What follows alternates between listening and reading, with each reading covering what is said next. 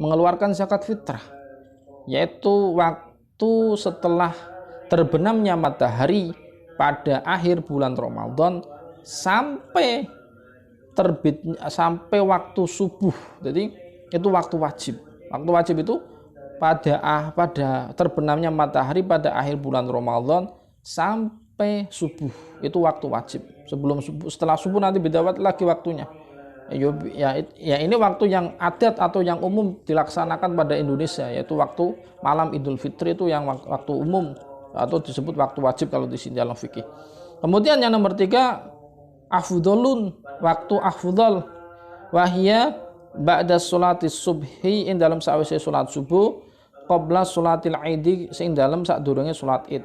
Kemudian waktu afdol, waktu sing utama, waktu yang utama untuk mengeluarkan zakat itu waktu setelah sholat subuh pada hari raya Idul Fitri, sebelum dan waktu sholat subuh sampai sebelum melaksanakan sholat Idul Fitri.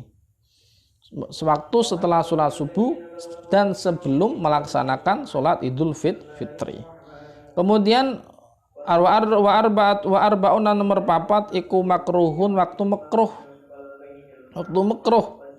Waktu makruh iku waktu sholatul id, indal iku waktu sholat id, wa ba'dahu lan sawise sholat id, qabla hurubi syamsi, ing dalam sadurunge surupe srengenge. Nah, waktu yang nomor 4, waktu mengeluarkan zakat fitrah dinamakan waktu makruh.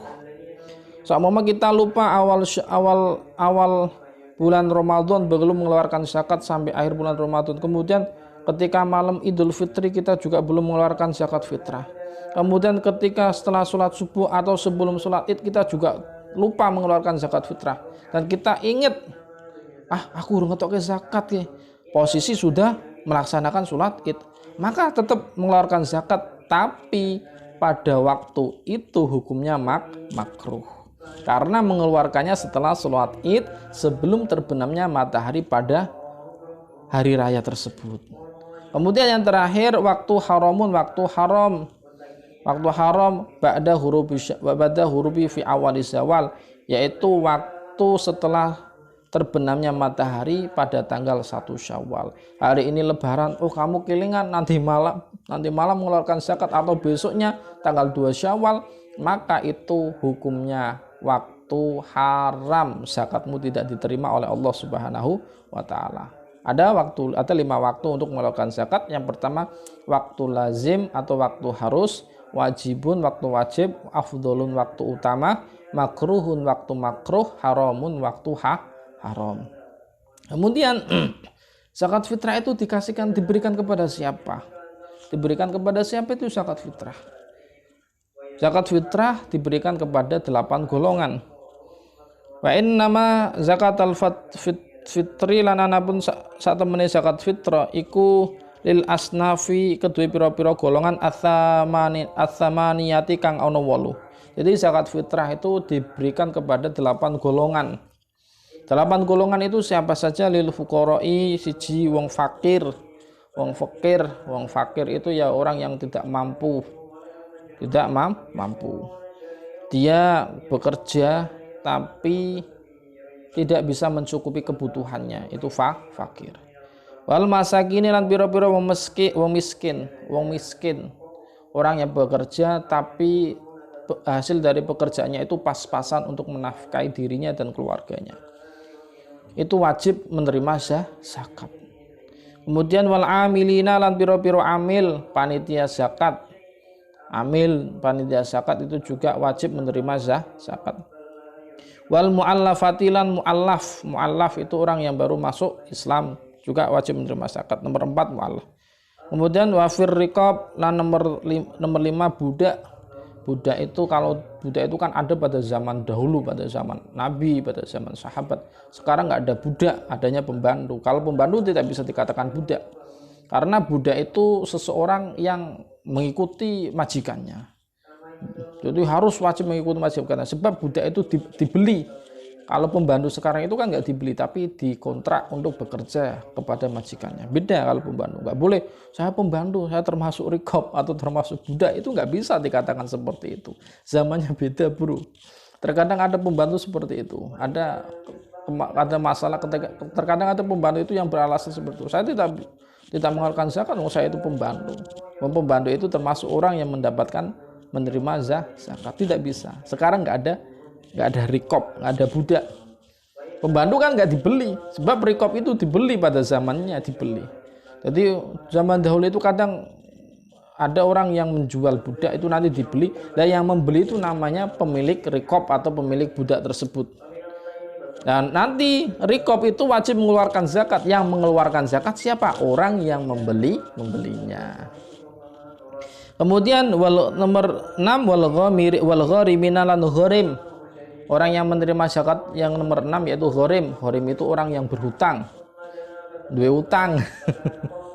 Ya, jika keluarga kalian ada yang mempunyai utang, apalagi ini musim corona. musim corona. Mempunyai utang dan tidak bisa menyaur utangnya pada malam Idul Fitri, maka dia wajib menerima zakat. Atau orang yang mempunyai hutang yang mana barangnya itu kalau dihitung tidak bisa untuk mengembalikan pada malam itu, maka wajib menerima zakat. Tapi kalau orang yang berhutang masih mempunyai hutang pada malam Idul Fitri, tapi barang atau benda, contohnya baju itu kalau dihitung masih melebihi untuk dikembalikan, masih ada sisa, maka dia tidak wajib menerima zakat, tapi wajib mengeluarkan zakat. Ini kadang orang itu aneh. Aku utangnya akeh, utangmu akeh, tapi baju yang kamu pakai atau baju yang kamu simpan untuk jualan, emas yang kamu simpan untuk dijual itu melebihi ketika untuk menyahur atau mengembalikan utangmu, ya kamu wajib mengeluarkan zakat dan tidak boleh menerima zakat atau utang. Sekarang itu kalau orang kaya mendapatkan bantuan dari pemerintah, dia diam. Luar biasa orang itu. Malah pinginnya menjadi orang yang miskin yang mendapatkan bantuan, sebab padahal itu dilarang oleh Nabi Muhammad SAW. Bantuan itu harus sesuai, harus dikasihkan kepada orang yang membutuhkan. Nggak boleh kepada orang-orang yang kaya, itu nggak boleh. Kemudian yang dimaksud gharim utang itu ada dua. Utang itu ada dua. Yang kebanyakan utang ini, jangan bilang bapakmu sama ibumu ya. Jadi yang dinamakan utang ini gini. Utang itu ada dua. Gharimun li nafsi. Utang untuk dirinya sendiri, utang untuk dirinya, untuk keluarganya. Itu namanya gharim li nafsi. Jadi dia bekerja untuk mencukupi keluarganya, menafkahi keluarganya. Nah, modal dari bekerja dia itu dari utang. Itu namanya gharimun li nafsi. Jika pada malam Idul Fitri kalau dikira-kira barang untuk usahanya itu dijual dan tidak bisa untuk menyaur utangnya atau pas-pasan untuk menyaur utang, maka dia wajib menerima zakat. Tapi jika seperti tadi tak jelaskan, uangnya, barang yang disimpan dari hutangan itu dan dijual lagi bisa untuk menutup hutangnya, ya dia wajib mengeluarkan zakat fitrah. Kemudian gharim yang nomor 2, gharimun li utang untuk orang lain. Contoh dia RT atau RW atau ustadz atau kiai yang menyelamatkan tetangganya yang bersengketa. Kan tanggoku kuwi geldut malah tuh paten-patenan, tau tangi duit, tanah tak tuku nyong, dan mereka ben ora padu. Iku arane gharimun li ghairihi, utang untuk atau orang yang membangun sekolahan, mungkin kepala sekolah melihat keadaan keuangan yang ada di sekolahan itu tidak baik, dia utang kepada orang lain untuk membangun sekolahan yang dia pimpin. Itu namanya gharimun li ghairihi. Kemudian orang yang menerima zakat yang menurut yaitu fi sabilillah, orang yang berada di jalan Allah seperti kiai, orang yang membersihkan masjid, tukang adzan, imam, itu termasuk fi sabilillah. Yang terakhir ibnu sabil, orang yang berada dalam perjalanan atau dalam musafir atau orang yang masih belajar, itu namanya ibnu sabil. Ini ada 8 golongan yang menerima zakat. Semoga kita pada kesempatan ini, nanti pada hari raya Idul Fitri, terlebih malam Idul Fitri, kita bisa mengeluarkan zakat. Kita juga bisa membantu orang tetangga kita untuk mendapatkan hak-haknya mereka, mendapatkan zakat jika mereka tidak mampu. Terlebih-lebih kita bisa menolong lebih dari itu kepada mereka. Karena as-shadaqatu tafta'ul bala, memberi sedekah, memberi kepada tetangga itu bisa menolak bala, menolak keburukan kepada kita, menolak keburukan kepada keluarga kita, sehingga keluarga kita dijauhkan dari bala oleh Allah Subhanahu wa taala. Allahumma salimna wal muslimin wasallimna wal muslimin wal mukhafirin ya ighfar lana ya Allah, ighfir lana dzunubana wal muslimin bi rahmatika ya arhamar rahimin. Ngapunten, maaf yang sebanyak-banyaknya dari Pak Khalil jika Pak Khalil kurang berkenan dalam menerangkan selama pesantren online ini. Wabillahi taufik wal hidayah. Wassalamualaikum warahmatullahi wabarakatuh. Masantuka.